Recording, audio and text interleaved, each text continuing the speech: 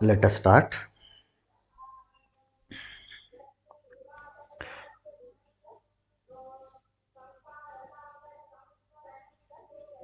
Last ಕ್ಲಾಸಲ್ಲಿ ನಾವು ratio and proportion discuss ಮಾಡ್ತಾ ಇದ್ವಿ. ಅದನ್ನೇ ಕಂಟಿನ್ಯೂ ಮಾಡೋಣ.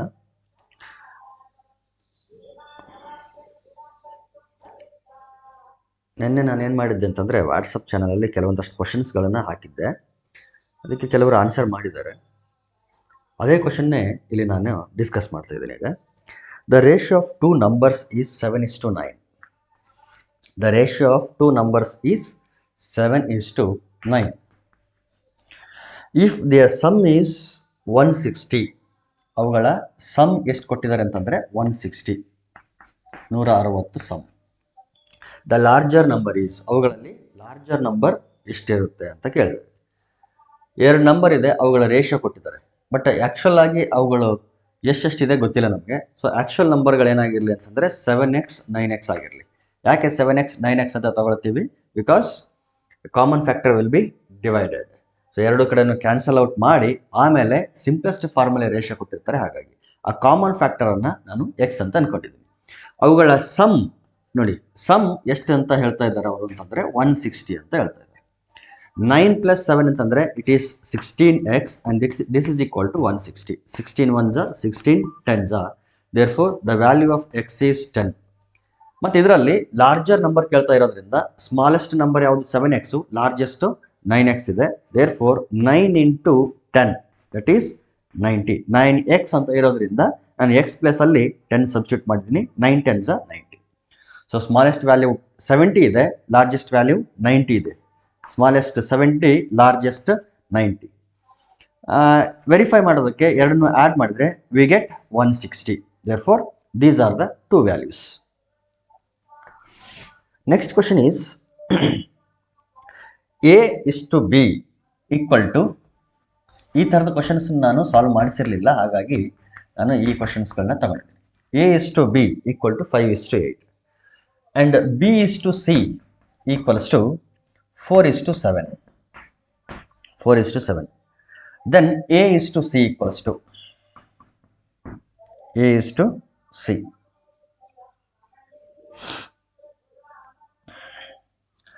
ಇದು ಬೇಕು ನಮಗೆ. ಎ ಮತ್ತು ಸಿ ಯ ರೇಷಿಯೋ ಬೇಕು. ಇದನ್ನು ಯಾವ ರೀತಿ ಫೈಂಡ್ ಮಾಡೋದು ಅಂತಂದರೆ ನೋಡಿ, ಯಾವಾಗಲೂ ಈ ರೀತಿ ಎರಡೆರಡು ರೇಷಿಯೋಗಳು ಕೊಟ್ಟು ಅವುಗಳಲ್ಲಿ ಕಂಪ್ಯಾರಿಸನ್ ಕೇಳಿದಾಗ ಕೆಲವೊಮ್ಮೆ A:C ಕೇಳಿದ, ಇಲ್ಲಿ A:C ಕೇಳಿದ್ದಾರೆ. ಇನ್ನು ಕೆಲವೊಮ್ಮೆ ಏನು ಮಾಡ್ತಾರೆ ಅಂತಂದರೆ ABC 3 ಟರ್ಮ್ಗಳ ರೇಷಿಯೋ ಕೇಳಿಬಿಡ್ತಾರೆ. ಆ ರೀತಿ ಕೇಳಿದಾಗ ಅವುಗಳಿರ್ತಕ್ಕಂಥ ಕಾಮನ್ ಟರ್ಮನ್ನು ನಾವು ನೋಡಬೇಕು. ಈ ಎರಡರಲ್ಲೂ ಕಾಮನ್ ಟರ್ಮ್ ಯಾವುದು ಅಂತಂದರೆ ಬಿ ಅನ್ನೋದು ಕಾಮನ್ ಟರ್ಮ್. ಇಲ್ಲಿ ಬಿಗೆ ಕರೆಸ್ಪಾಂಡಿಂಗ್ ವ್ಯಾಲ್ಯೂ ಯಾವುದು ಅಂತಂದರೆ 8, ಇಲ್ಲಿ ಬಿಗೆ ಕರೆಸ್ಪಾಂಡಿಂಗ್ ವ್ಯಾಲ್ಯೂ ಯಾವುದು ಅಂತಂದರೆ 4. ಆ ಎರಡು ವ್ಯಾಲ್ಯೂಗಳು ಈಕ್ವಲ್ ಆಗೋ ಥರ ಮಾಡ್ಬೇಕು ನಾವು. ಈಕ್ವಲ್ ಆಗೋ ಥರ ಹೆಂಗೆ ಮಾಡಬೇಕು ಅಂತಂದರೆ we have to multiply a suitable value. ಕೆಲವೊಮ್ಮೆ ಒಂದು ರೇಷಿಯೋಗೆ ಮಾತ್ರ ಮಲ್ಟಿಪ್ಲೈ ಆಗ್ತಾ ಇರ್ತದೆ, ಇನ್ನು ಕೆಲವೊಮ್ಮೆ ಎರಡೂ ರೇಷಿಯೋಗಳಿಗೆ ಬೇರೆ ಬೇರೆ ಸುಟೇಬಲ್ ವ್ಯಾಲ್ಯೂ ಮಲ್ಟಿಪ್ಲೈ ಆಗ್ತಾ ಇರ್ತದೆ. ಇದು ಹೆಂಗೆ ಗೊತ್ತಾಗುತ್ತೆ ನಮಗೆ ಯಾವ ವ್ಯಾಲ್ಯೂ ಮಲ್ಟಿಪ್ಲೈ ಮಾಡಬೇಕು ಅಂತೇಳಿ ಹೆಂಗೆ ಗೊತ್ತಾಗುತ್ತೆ ಅಂತಂದರೆ by finding the LCM of the two numbers. ಅಲ್ಲಿ ಯಾವುದು ಕಾಮನ್ ಫ್ಯಾಕ್ಟರ್ ಇರ್ತದಲ್ಲ, ಕಾಮನ್ ಟರ್ಮು, ಆ ಕಾಮನ್ ಟರ್ಮಿಗೆ ಕರೆಸ್ಪಾಂಡಿಂಗ್ ಆಗಿರ್ತಕ್ಕಂಥ ವ್ಯಾಲ್ಯೂಸ್ಗಳ LCM ಅನ್ನು ನಾವು ಫೈಂಡ್ ಔಟ್ ಮಾಡಬೇಕು. ಇದೇ ಪ್ರೊಸೆಸ್ಸನ್ನು ನಾವು ಎಲ್ಲಿ ಮಾಡ್ತೀವಿ ಅಂತಂದರೆ ಯಾವುದದು ಫ್ರಾಕ್ಷನ್ಸ್ಗಳು ಡಿನಾಮಿನೇಟರ್ಗಳೇನಾದರೂ ಬೇರೆ ಬೇರೆ ಇತ್ತು ಅಂತಂದರೆ ಅಲ್ಲಿ ಆ್ಯಡ್ ಮಾಡಬೇಕಾಗಿದ್ದರೆ ಅಥವಾ ಸಬ್ಟ್ರಾಕ್ಟ್ ಮಾಡಬೇಕಾಗಿದ್ದರೆ ಯೂಶ್ವಲಿ ನಾವು ಯೂಸ್ ಮಾಡ್ತಿದ್ದಂಥ ಪ್ರಾಸೆಸ್ ಯಾವುದು ಅಂತಂದರೆ ಇದೇನೆ. ಏನು, ಡಿನಾಮಿನೇಟರ್ಗಳನ್ನು ಸೇಮ್ ಮಾಡ್ಕೊಳ್ಬೇಕು. ಡಿನಾಮಿನೇಟರ್ ಸೇಮ್ ಮಾಡ್ಕೊಳ್ಬೇಕು ಅಂತಂದರೆ we have to take the LCM of the denominators. ಆಮೇಲೆ ಸುಟೇಬಲ್ ವ್ಯಾಲ್ಯೂನ ನ್ಯೂಮರೇಟರ್ ಮತ್ತು ಡಿನಾಮಿನೇಟರ್ಗೆ ಮಲ್ಟಿಪ್ಲೈ ಮಾಡಿ ಅವಾಗ ಏನಾಗ್ತದೆ ಅಂತಂದರೆ ಡಿನಾಮಿನೇಟರ್ಗಳು ಸೇಮ್ ಆಗ್ತಿತ್ತು, ಡೈರೆಕ್ಟಾಗಿ ಆ್ಯಡ್ ಮಾಡೋದು ಸಬ್ಟ್ರಾಕ್ಟ್ ಮಾಡೋದೆಲ್ಲ ಮಾಡ್ತೀವಿ. ಸೇಮ್ ಅದೇ ರೀತಿ ನಾವೇನು ಮಾಡ್ಬೇಕು ಇಲ್ಲಿ ಅಂತಂದರೆ ಇಲ್ಲಿ ಕಾಮನ್ ಟರ್ಮ್ ಯಾವುದಿರುತ್ತಲ್ಲ ಆ ಕಾಮನ್ ಟರ್ಮ್ಗೆ ಕರೆಸ್ಪಾಂಡಿಂಗ್ ಆಗಿರ್ತಕ್ಕಂಥ ವ್ಯಾಲ್ಯೂಸ್ಗಳ LCM ಅನ್ನು ತಗೋಬೇಕು. ಇಲ್ಲಿ 8 ಮತ್ತು 4 ಇದರ LCM ಎಷ್ಟು ಬರುತ್ತೆ ಅಂತಂದರೆ ನಾನು LCM ಹೇಳಬೇಕಾದ್ರೆ ಹೇಳಿದೆ ನಿಮಗೆ, ಒಂದು ಇನ್ನೊಂದರ ಮಲ್ಟಿಪಲ್ ಆಗಿತ್ತು ಅಂತಂದರೆ ಅವಾಗ ದೊಡ್ಡ ನಂಬರ್ ಯಾವುದಿರುತ್ತಲ್ಲ ಅದೇ ಅವುಗಳ LCM ಆಗಿರುತ್ತೆ. So here 8 will be LCM of these two numbers. 8 LCM ಅಂತಂದರೆ ಎರಡು ನಂಬರ್ಗಳು ಎಷ್ಟಾಗಬೇಕು 8 ಆಗಬೇಕು. Already it is 8. ಸೊ ಈ ರೇಷಿಯೋ ಏನಿದೆ ಆ ರೇಷಿಯೋಗೆ ಏನು ಮಲ್ಟಿಪ್ಲೈ ಮಾಡೋದು ಬೇಕಾಗಿಲ್ಲ. ಆದರೆ ಸೆಕೆಂಡ್ ರೇಷಿಯೋಗೆ ನಾವೇನು ಮಲ್ಟಿಪ್ಲೈ ಮಾಡಬೇಕು, what should be multiply to this 4 to become to make it 2, so make it 8. So ಈ ರೇಷಿಯೋಗೆ ಏನು ಮಲ್ಟಿಪ್ಲೈ ಮಾಡಬೇಕು so that this value becomes 8. ಎಷ್ಟು ಮಲ್ಟಿಪ್ಲೈ ಮಾಡ್ಬೇಕು ನಾವು, we have to multiply 2 so that this will become 8. So ಎರಡಕ್ಕೂ ಕೂಡ ಎರಡು ಟರ್ಮ್ಗಳಿಗೆ ನಾವು ಏನು ಮಾಡಬೇಕು, ಮಲ್ಟಿಪ್ಲೈ ಮಾಡಬೇಕು. ನೋಡಿ, ಇದನ್ನ ಒಂದು ಫ್ರಾಕ್ಷನ್ ಅಂತ ನಾವು ಟ್ರೀಟ್ ಮಾಡ್ತೀವಲ್ಲ, ಆ ರೀತಿ ಟ್ರೀಟ್ ಮಾಡಿದಾಗಲೂ ಕೂಡ ನಾವು ಯೂಶುವಲಿ ಮಲ್ಟಿಪ್ಲೈ ಮಾಡಬೇಕಾದ್ರೆ ನ್ಯೂಮರೇಟರ್ ಮತ್ತು ಡಿನಾಮಿನೇಟರ್ ಎರಡಕ್ಕೂ ಮಲ್ಟಿಪ್ಲೈ ಮಾಡ್ತೀವಿ. ಅದೇ ಕೆಲಸ ನಾವಿಲ್ಲಿ ಮಾಡ್ತಾ ಇರೋದು. ಈಗ ನೋಡಿ, A:B ಎಷ್ಟಾಯಿತು ಅಂದರೆ 5:8 ಆಯಿತು. B:C ಎಷ್ಟಾಯಿತು ಅಂತಂದರೆ ನೋಡಿ, 2 4 8 7 2 14. 8 8 ಸೇಮ್ ಆದಾಗ ನಾವು ಡೈರೆಕ್ಟ್ ಆಗಿ ಏನು ಮಾಡ್ಬೋದು ಅಂದರೆ ಎ ಮತ್ತು ಸಿಗಳನ್ನು ಕಂಪೇರ್ ಮಾಡ್ಬೋದು. ಸೊ ಎ ಮತ್ತು ಸಿಗಳನ್ನು ಕಂಪೇರ್ ಮಾಡಿದ್ರೆ A:C will be equal to 5:14. 5:14. ABC ಅಂತ ಏನಾದರೂ ಕೇಳಿದರೆ, ಸಪೋಸ್ A:B:C ಈ ರೀತಿ ಕೇಳಿದಾಗ 5:8:14 this will be the ratio. ಇದೇನಾದರೂ ಸಿಂಪ್ಲೆಸ್ಟ್ ಫಾರ್ಮ್ ಬರುತ್ತೆ ಅನ್ನೋದಾದರೆ ಅದನ್ನು ಸಿಂಪ್ಲೆಸ್ಟ್ ಫಾರ್ಮ್ ತರಬೇಕು. But here it is not possible, so let it be as it is. Next question.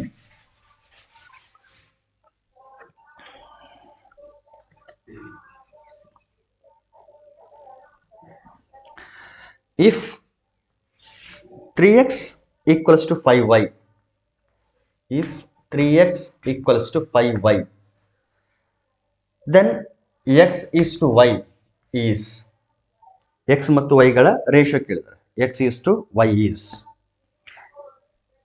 Very simple question. 3x equal to 5y ಇದೆ, ನನಗೆ x is to y ಬೇಕು. x is to y is nothing but x by y. Fraction ಅಂತ imagine ಮಾಡೋದಾದ್ರೆ it is nothing but x by y. ಇಲ್ಲಿ x ಇದೆ, ಇಲ್ಲಿ Y ಇದೆ. ವೈನ ಈ ಕಡೆ ತಗೊಂಡ್ಬನ್ನಿ, 3ನ ಆ ಕಡೆ ತಗೊಂಡೋಗ್ರಿ. So x by y equal to 5/3. 3 ಈ ಕಡೆ ಬಂದರೆ ಡಿವೈಡೆಡ್ ಬೈ 3, ವೈ ಈ ಕಡೆ ಬಂದರೆ x by y. So x by y equal to 5/3. It is nothing but x is to y equal to 5:3. So the ratio is 5:3.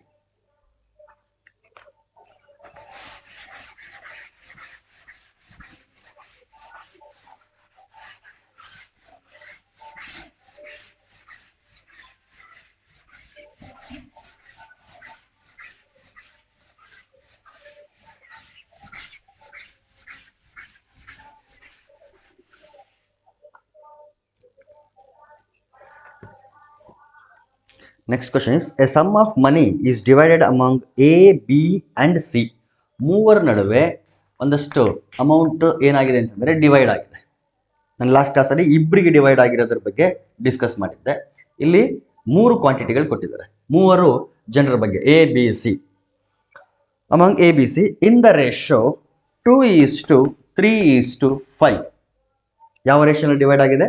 2:3:5 ರೇಷಿಯೋನಲ್ಲಿ divide ಆಗಿದೆ. If C gets, ಒಬ್ಬರ value ಇಲ್ಲಿ ಕೊಟ್ಟಿದ್ದಾರೆ, if C gets ₹450, the total amount is, total amount ಎಷ್ಟಾಗುತ್ತೆ ಅಂತೇಳಿ ಇಲ್ಲಿ ಕೇಳಿದ್ದಾರೆ.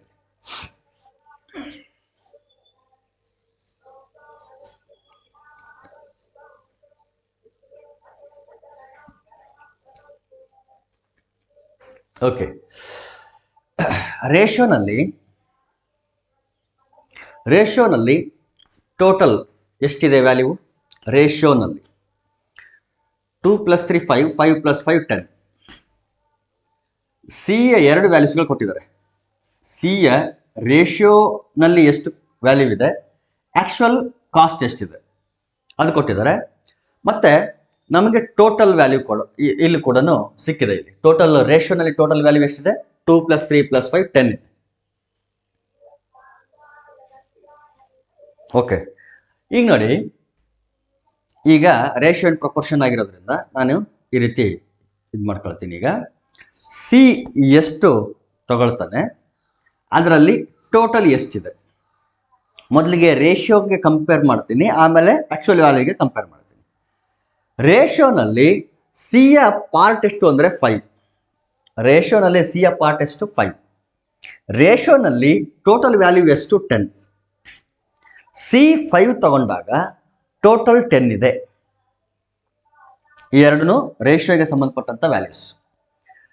ರೇಷಿಯೋನಲ್ಲಿ C 5 ತಗೊಂಡಾಗ total 10 ಇದೆ. ಆಕ್ಚುಲ್ ಆಗಿ ಸಿ 450 ತಗೊಂಡಾಗ ಟೋಟಲ್ ಎಷ್ಟಿರುತ್ತೆ ನೋಡಿ. ರೇಷಿಯೋ ಕಂಪೇರ್ ಮಾಡಿದ್ದೀನಿ, ಆಕ್ಚುಯಲ್ ವ್ಯಾಲ್ಯೂಸ್ಗೆ ಕಂಪೇರ್ ಮಾಡ್ತೀನಿ. ಕಾಲಮ್ ವೈಸ್ ಸಿಗೆ ಸಿ ಬರಿಬೇಕು, ಟೋಟಲ್ ವ್ಯಾಲ್ಯೂಸ್ನ ಫೈಂಡ್ ಔಟ್ ಮಾಡಬೇಕು. ರೇಷಿಯೋನಲ್ಲಿ ಸಿ 5 ವ್ಯಾಲ್ಯೂಸ್ ತಗೊಂಡಾಗ ಟೋಟಲ್ ವ್ಯಾಲ್ಯೂ ಎಷ್ಟಿತ್ತು 10. ರೇಷಿಯೋದ್ದೇ, ಎರಡು ರೇಷಿಯೋದ್ದು ಇದು. ರೇಷಿಯೋದ್ದು ಸಿ, ಟೋಟಲ್ ಕೂಡ ರೇಷಿಯೋಗೆ ಕರೆಸ್ಪಾಂಡಿಂಗ್ ಅದು. ಆಕ್ಚುಯಲ್ ವ್ಯಾಲ್ಯೂ ಸಿದ್ದು 450 ಇದ್ದಾಗ ಟೋಟಲ್ ವ್ಯಾಲ್ಯೂ ಎಷ್ಟಿರುತ್ತೆ? ಡೈರೆಕ್ಟ್ ಪ್ರಪೋರ್ಷನ್ ಇದು. ಸೊ ಆರೋ ಮಾರ್ಕ್ ಇದು ಮೇಲಿದ್ರೆ ಇದು ಕೆಳಗಡೆ ಇರುತ್ತೆ. This is equal to 450 into 10 divided by 5. 5 1 5 9 90 into 10 ಅಂದರೆ 900.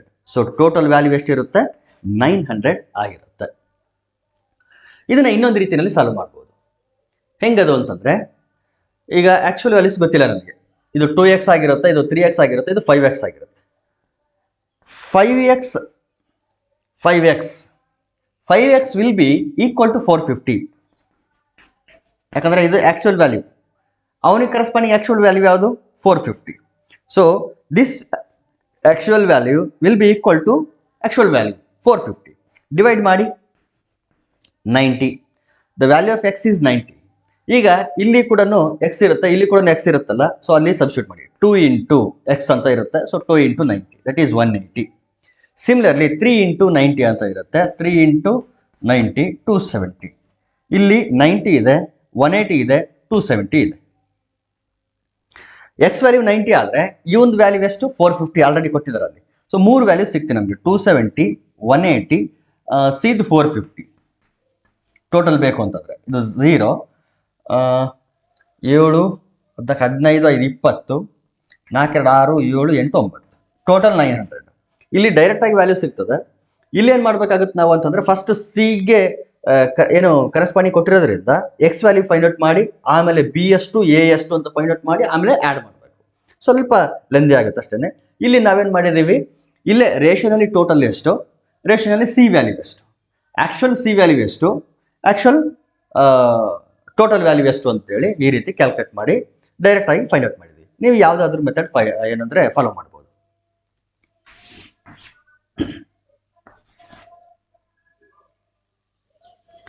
Which of the following is a proportion? ಆಪ್ಷನ್ಸ್ಗಳು ಕೊಟ್ಟಿದ್ದಾರೆ ಇಲ್ಲಿ. 3:4 ಈಕ್ವಲ್ ಟು 9:12. ಯಾವುದು ಪ್ರಪೋರ್ಷನ್ ಅಂತ ಕೇಳ್ತಿದ್ದಾರೆ. ಇದು ಆಪ್ಷನ್ ಎ. ಆಪ್ಷನ್ ಬಿ ಏನಿದೆ ಅಂತಂದರೆ 2:5 ಈಕ್ವಲ್ ಟು 6:10. ಆಪ್ಷನ್ ಸಿ ಇದೆ 5:8 equal to 15:20. Option D is 7:9 equal to 21:25 ಅಂತ. ಇದು ಪ್ರಪೋರ್ಷನ್ ಆಗಬೇಕು ಅಂತಂದರೆ ಎರಡು ರೇಷಿಯೋಗಳು ಸೇಮ್ ಇರಬೇಕು, ಅಥವಾ ಇನ್ನೊಂದು ಇದಿದೆ ನೋಡ್ರಿ ರಿಸಲ್ಟ್. ಏನು ರಿಸಲ್ಟು ಅಂತಂದರೆ, ಯಾವುದೇ ಪ್ರಪೋರ್ಷನ್ ಆಗಿರಲಿ ಅದರಲ್ಲಿ product of mean will be equal to product of median ಅಂತ.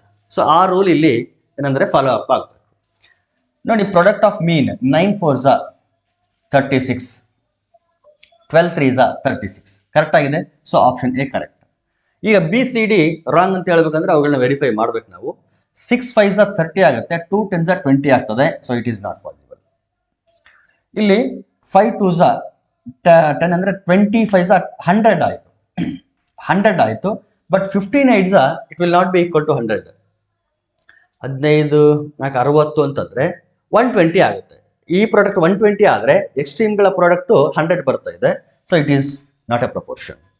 ಸಿಮಿಲರ್ಲಿ 25 5 125 125 150 175 ಬರ್ತದೆ. 25 7 175 ಬರುತ್ತೆ. ಇಲ್ಲಿ 9 1 9 9 2 18 189 ಏನು ಮೀನ್ಗಳ ಪ್ರಾಡಕ್ಟ್ ಬರ್ತಾ ಇದೆ, which is not equal. So option D is also not A proportion. So first option A is the only proportion.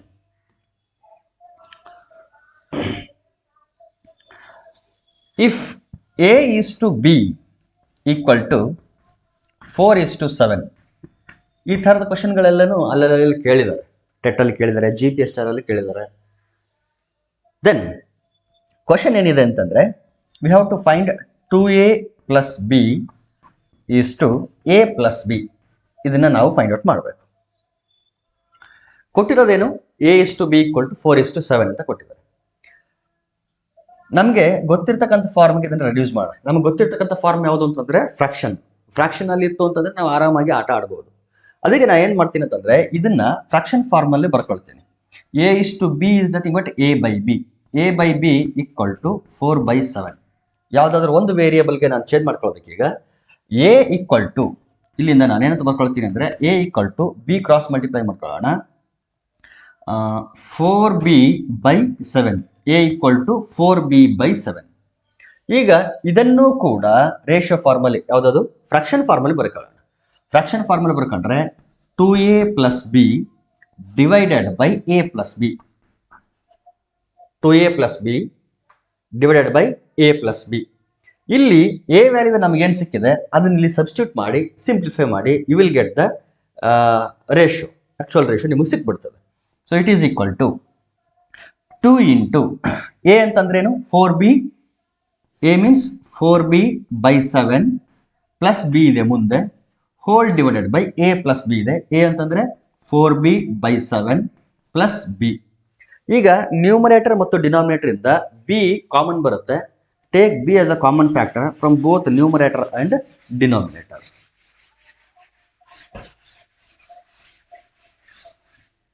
So common ತಗೊಂಡ್ರೆ ಇಲ್ಲಿ ನೋಡಿ, B ಕಾಮನ್ ಬಂದು B ಕ್ಯಾನ್ಸಲ್ ಆಗಿಬಿಡ್ತದೆ ಅಲ್ಲಿ. ಈಗ ಒಳಗಡೆ ಮಲ್ಟಿಪ್ಲೈ ಮಾಡ್ಕೊಳ್ಳೋಣ, 2 × 4 = 8/7 ಪ್ಲಸ್ ಅಲ್ಲಿ B ಕಾಮನ್ ಬಂದಿರುತ್ತಲ್ಲ 1 ಆಗಿರುತ್ತೆ ಅಲ್ಲಿ, ಹೋಲ್ ಡಿವೈಡೆಡ್ ಬೈ ಇಲ್ಲಿ ಜಸ್ಟ್ ವಿ ಗೆಟ್ 4/7 ಪ್ಲಸ್ 1.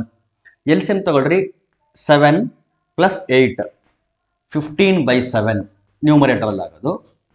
ಇಲ್ಲಿ 7 ಆಗ್ತದಲ್ಲ, 7 + 8 = 15. Similarly 7 × 1 = 7 + 4 it is 11/7.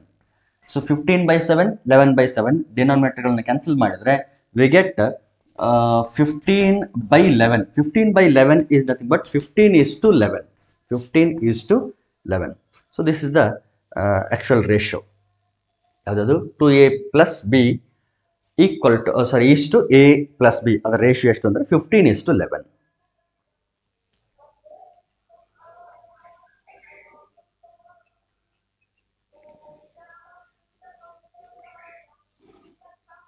ಇಲ್ಲಿ ಕೆಲವರು ಕನ್ಫ್ಯೂಸ್ ಮಾಡ್ಕೊಂಡು 11:15 ಅಂತ ಹಾಕಿದರೆ, ಇಲ್ಲೇನಾಗುತ್ತೆ ಅಂತಂದರೆ numerator fraction as it is, denominator reciprocal ಆಗುತ್ತೆ 7/11 ಅಂತೇಳಿ.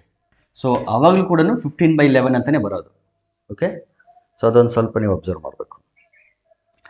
ನೆಕ್ಸ್ಟ್ ಕ್ವಶನ್ ಇದೆ ನೋಡಿ, ಆಲ್ರೆಡಿ ಇದನ್ನು ಸಾಲ್ವ್ ಮಾಡಿದ್ದೀವಿ. ಈ ಥರದ question, X = Y = 2:3, Y = Z = 4:5. Then X = Y = Z ಮೂರನ್ನು ಕೇಳಿದ್ದಾರೆ. X, Y, Z 3 ರೇಷಿಯೋ ಕೇಳಿದ್ದಾರೆ. ಇಲ್ಲಿ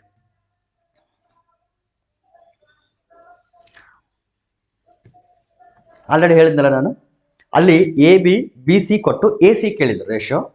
ಇಲ್ಲಿ XY, YZ ಕೊಟ್ಟು ಮೂರನ್ನು ಕೇಳಿದ್ದಾರೆ. X, Y, Z 3ರ ರೇಷಿಯೋ ಕೇಳಿದ್ದಾರೆ. ಸೇಮ್ ಪ್ರಾಸೆಸ್ ಇಲ್ಲಿ ಕಾಮನ್ ಟರ್ಮ್ ಯಾವುದು ಅಂದರೆ y. ಇಲ್ಲಿ yಗೆ ಕರೆಸ್ಪಾಂಡಿಂಗ್ ವ್ಯಾಲ್ಯೂ ಯಾವುದು 3. X = Y ಇದೆಯಲ್ಲ, ಸೊ X = Y. ಇಲ್ಲಿ Y = Z ಇರೋದ್ರಿಂದ ಇಲ್ಲಿ yಗೆ ಕರೆಸ್ಪಾಂಡಿಂಗ್ 4 ಇದೆ. ಆ ಎರಡು ವ್ಯಾಲ್ಯೂಗಳು ಸೇಮ್ ಆಗಬೇಕು. ಇಲ್ಲಿ 3 ಇದೆ, ಇಲ್ಲಿ 4 ಇದೆ. ಎರಡು ಕೋಪ್ರೈಮ್ ನಂಬರ್ಸ್ ಆಗಿರೋದ್ರಿಂದ ಅವುಗಳ ಪ್ರಾಡಕ್ಟೇ ಅವುಗಳ LCM ಆಗಿರುತ್ತೆ. 3 × 4 = 12. 12 will be the least common multiple of these two numbers. So 12 ಆಗಬೇಕು ಅಂತಂದರೆ ಈ ರೇಷಿಯೋಗೆ ಎಷ್ಟು ಮಲ್ಟಿಪ್ಲೈ ಮಾಡಬೇಕು, ಈ ರೇಷಿಯೋಗೆ ಎಷ್ಟು ಮಲ್ಟಿಪ್ಲೈ ಮಾಡಬೇಕು. 3 ಅನ್ನೋದು 12 ಆಗಬೇಕು ಅಂದರೆ ವಿ ಹ್ಯಾವ್ ಟು ಮಲ್ಟಿಪ್ಲೈ 4. 4 × 3 = 12. 4 ಅನ್ನೋದು 12 ಆಗಬೇಕು ಅಂದರೆ ವಿ ಹ್ಯಾವ್ ಟು ಮಲ್ಟಿಪ್ಲೈ 3. 4 × 3 = 12. 3 × 4 = 12. ನಾವು ಈ ವ್ಯಾಲ್ಯೂನ ರೆಫರೆನ್ಸ್ ಆಗಿ ಇಟ್ಕೊಂಡು ನೋಡಬೇಕು. 3ಗೆ ಎಷ್ಟು ಮಲ್ಟಿಪ್ಲೈ ಮಾಡಿದ್ರೆ 12 ಬರುತ್ತೆ ಅಂತ, 4ಗೆ ಎಷ್ಟು ಮಲ್ಟಿಪ್ಲೈ ಮಾಡಿದ್ರೆ 12 ಬರುತ್ತೆ. ಇದನ್ನು ನಾವು ರೆಫರೆನ್ಸ್ ಆಗಿ ಇಟ್ಕೋಬೇಕು. So it is equal to 2 4s are 8 is to 12. ಇಲ್ಲಿ 4 3s are 12 is to 15. ಈಗ ನೋಡಿ 12 12 ಸೇಮ್ ಆಯ್ತಲ್ಲ. ಈಗ ನಾವೇನು ಮಾಡ್ಬೋದು, ಕಂಬೈನ್ ಮಾಡಿ ಬರಿಬೋದು. x is to y is to z equal to 8 is to 12, 12 is to 15 ಇದೆ. So 8 is to 12, 12 is to 15. Simplify ಆದರೆ ಸಿಂಪ್ಲಿಫೈ ಮಾಡಬೇಕು, ಸಿಂಪ್ಲಿಫೈ ಆಗಲಿಲ್ಲ ಅಂತಂದರೆ ಬಿಟ್ಬಿಡ್ಬೇಕು. So this is the required ratio.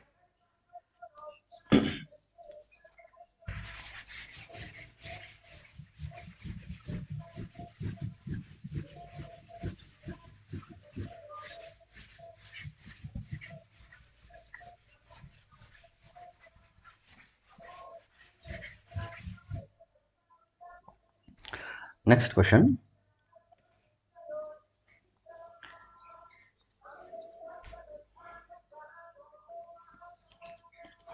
If A is to B equal to C is to D, then which relation is always true? ಇದನ್ನು ನಾನು last ಕ್ಲಾಸಲ್ಲೇ ಹೇಳ್ಬಿಟ್ಟಿದ್ದೀನಿ. A b equal to c d ಆಗಿತ್ತು ಅಂತಂದರೆ ಯಾವ ರಿಲೇಷನ್ ಯಾವಾಗಲೂ true ಆಗಿರುತ್ತೆ ಅಂತಂದರೆ product of means will be equal to product of extremes. Therefore a d will be equal to b c. A d equal to b c ಆಗಿರುತ್ತೆ. ಆಮೇಲೆ ಈ ರೀತಿ ಕ್ವಶನ್ಗಳನ್ನ ನಾವು ಸಾಲ್ವ್ ಮಾಡಿದ್ದೀವಿ. 5 is to x equal to 15 is to 24. ಇದೇ relation ಮೇಲೆ ಇರ್ತಕ್ಕಂಥ problem ಇದು. Product of means 15 into x equal to 24 into 5. 5 into 24 ಅಥವಾ 24 into 5.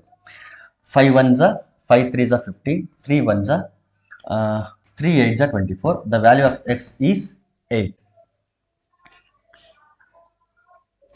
If the ratio of boys to girls ratio is 5 is to 7. Ratio of boys to girls is 5 is to 7. And there are 144 students total. Then the number of girls is total ಎಷ್ಟಿದ್ದಾರೆ? 144 ಇದ್ದಾರೆ total students. Then we want number of girls. Number of girls ಎಷ್ಟಿದೆ ಅಂತ ಬೇಕು. So actual boys ಎಷ್ಟಿರ್ತಾರೆ? 5x ಆಗಿರ್ತಾರೆ. Actual girls 7x ಆಗಿರ್ತಾರೆ. ಇಲ್ಲಿ total students ಕೊಟ್ಟಿರೋದ್ರಿಂದ ಈ boys ಮತ್ತು ಗರ್ಲ್ಸ್ನ ನಂಬರ್ನ ಆ್ಯಡ್ ಮಾಡಿದ್ರೆ that should be equal to 144. Add ಮಾಡಿ 7 + 5 ಅಂದರೆ it is 12x and it is equal to 144. 12 1s 12, 12s 144. x is equal to 12. x 12 ಆದರೆ ನಮಗೆ ಗರ್ಲ್ಸ್ ಬೇಕಾಗಿರೋದ್ರಿಂದ 7x ಕನ್ಸಿಡರ್ ಮಾಡಬೇಕು. 7x equal to 7 into 12. So 12 7s 84. Boys ಬೇಕು ಅಂತಂದರೆ 5x consider ಮಾಡಿ 5 into 12 that is 60. So total ನೀವು ಬೇಕಿದ್ರೆ verify ಮಾಡ್ಬೋದು. Obviously it will be equal to 144. So number of girls will be equal to 84. Two numbers are in the ratio 11 is to 13. Their difference is 24. The larger number is. Difference ಥರದ ಕ್ವಶನ್ನ ನಾವು solve ಮಾಡಿದ್ವಿ. Add sum of 2 terms 2 numbers difference of 2 numbers ಅಂತೇಳಿ solve ಮಾಡಿದ್ವಿ ನೋಡ್ರಿ. ಆ ರೀತಿಯ ಒಂದು ಕ್ವಶನ್ ಇದು. Anyhow let us solve.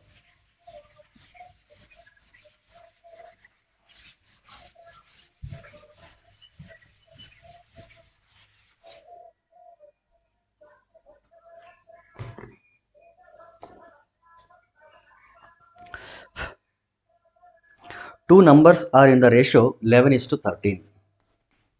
11 is to 13 ration ಇದೆ. The difference is 24. ಡಿಫ್ರೆನ್ಸ್ 24 ಅಂತ ಕೊಟ್ಟಿದ್ದಾರೆ. ಲಾರ್ಜರ್ ನಂಬರ್ನ ನಾವು ಫೈಂಡ್ ಔಟ್ ಮಾಡಬೇಕು. ಈಗ ಆ್ಯಕ್ಚುಯಲ್ ವ್ಯಾಲ್ಯೂಸು ಏನಾಗಿರುತ್ತೆ? 11x ಮತ್ತು 13x ಆಗಿರುತ್ತೆ. ಡಿಫ್ರೆನ್ಸ್ ಅಂತ ಕೇಳೋದ್ರಿಂದ ಮೊದಲು ಇದು ಬರ್ಕೊಂಡು ಆಮೇಲೆ ಇದು ಬರ್ಕೊಳ್ಳೋಣ. 13x minus 11x and this will be equal to 24. Subtract ಮಾಡಿದರೆ 13 ಮೈನಸ್ 11 ಅಂತಂದರೆ 2x. 2x is 24. 2 1s 2 12s. x is equal to 12. ಲಾಸ್ಟಿಗೆ ಒಂದು ಸಾರಿ ವೆರಿಫೈ ಮಾಡೋದು ಭಾಳ ಬೆಟರ್ ಅಂತ ಅನಿಸ್ತದೆ. x ಈಕ್ವಲ್ ಟು 12 ಆದರೆ ಈಗ ಲಾರ್ಜರ್ ವ್ಯಾಲ್ಯೂ ಯಾವುದು? ಇದು 13x ಅಂತ ಇರೋದ್ರಿಂದ 13 into 12. 13 2s 26. 13 1s 13. 13 plus 2 it is 15. 156 ಬಂತು. 11ಗೆ ಏನಾದರೂ ಮಲ್ಟಿಪ್ಲೈ ಮಾಡಿದ್ರೆ 11 ಇಂಟು 12, ಯಾಕಂದರೆ ಎಕ್ಸ್ ವ್ಯಾಲ್ಯೂ 12 ಬಂದಿರೋದ್ರಿಂದ it will be equal to 132. Okay, larger value ಎಷ್ಟಾಯ್ತು ಹಾಗಾದರೆ 156 is the largest value. Verify ಮಾಡೋಣ ಒಂದ್ಸಾರಿ. ಡಿಫ್ರೆನ್ಸ್ ಅಂತ ಹೇಳಿರೋದ್ರಿಂದ 6 - 2 is 4, 5 - 3 is 2, 1 - 2 0. Yes, 24 is the difference. So 156 is the required answer.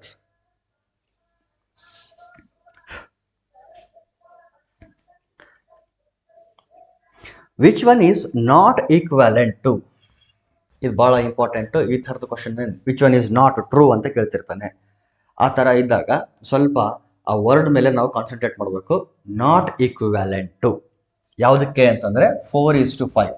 4:5ಗೆ ಯಾವ ರೇಷಿಯೋ ಈಕ್ವಿವ್ಯಾಲೆಂಟ್ ಅಲ್ಲ ಅಂತ ಕೇಳ್ತಾ ಇರೋದು ಇಲ್ಲಿ. ಫಸ್ಟ್ ಆಪ್ಷನ್ ಏನು ಕೊಟ್ಟಿದ್ದಾನೆ ಗೊತ್ತಾ? 8:10. 8:10 ಕೊಟ್ಟಿದ್ದಾನೆ. Second option 12:15. Third option 20:25. Fourth option 24:30. ಇಷ್ಟು ಕೊಟ್ಟಿದ್ದಾನೆ options.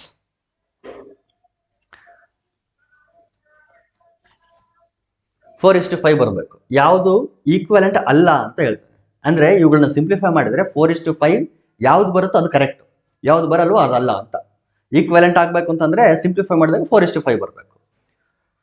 2 4s are 8, 2 5s are 10. So this is the answer. ಇದನ್ನು ಸಿಂಪ್ಲಿಫೈ ಮಾಡಿದ್ರೆ 3 4s are 12,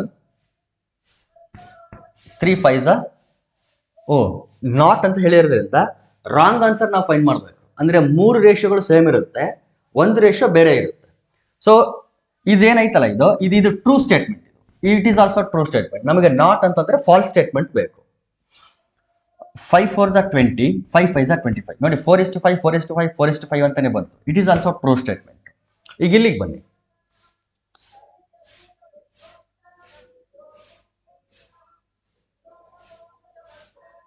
ಟ್ವೆಂಟಿ 30 ಯಾವುದಿದೆ ಇದು? ಹಾಂ, 24:30. ಎಲ್ಲನೂ ಅದೇ ರೀತಿ ಇದೆಯಾ? ರೇಷಿಯೋಸ್ ಕರೆಕ್ಟ್ ಆಗಿದೆ. Which one is not equivalent to the ratio 4:5? 3 4 12, 2 4 8, 2 5 10, 3 4 12, 3 5 15, 5 4 25, 5 25, 6 4 24, 6 5 30. ಎಲ್ಲನೂ ಬರುತ್ತೆ. ಎಲ್ಲನೂ ಟ್ರೂ ಸ್ಟೇಟ್ಮೆಂಟ್ಸ್ ಆಗ್ತದೆ. ಆ್ಯಕ್ಚುಲಿ ಎಲ್ಲನೂ ಟ್ರೂ ಸ್ಟೇಟ್ಮೆಂಟ್ಸೇ.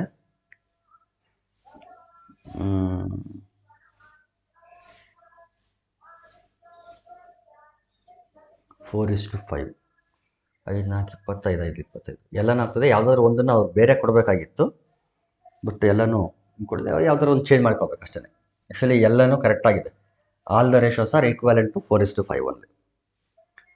ಸೊ ಈ ರೀತಿ ಕೊಟ್ಟಾಗ ಏನು ಮಾಡ್ಬೇಕಂದ್ರೆ 3 ರೇಷಿಯೋಗಳು ಸೇಮ್ ಇರುತ್ತೆ, ಯಾವುದೋ ಒಂದು ರೇಷಿಯೋ ಬೇರೆ ಬರಬೇಕು. ಅದನ್ನೇ ನಾವೇನು ಮಾಡಬೇಕಾಗುತ್ತೆ ಅಂತಂದರೆ ಕರೆಕ್ಟ್ ಆನ್ಸರ್ ಅಂತೇಳಿ ಸೆಲೆಕ್ಟ್ ಮಾಡಬೇಕು ಅಷ್ಟೇ. ಬಟ್ ಆ್ಯಕ್ಚುಲಿ ಇಲ್ಲಿ 4 ಆಪ್ಷನ್ಗಳು ಈಕ್ವಲೆಂಟೇ. ಅಥವಾ ನಾವೇನಾದ್ರು ಸಿಂಪ್ಲಿಫೈ ಇಲ್ಲ. 2 4 8, 2 5 10, 3 4 3 5 15, 5 4 25, 5 25, 6 4 24, 6 5 30 ಕರೆಕ್ಟಾಗಿದೆ. ಎಲ್ಲ ರೇಷಿಯೋಗಳು ಆನ್ಸರ್ ಆಗ್ತದೆ. ನಾಟ್ ಈಕ್ವಲೆಂಟ್ ಅಂತ ಹೇಳಿರೋದ್ರಿಂದ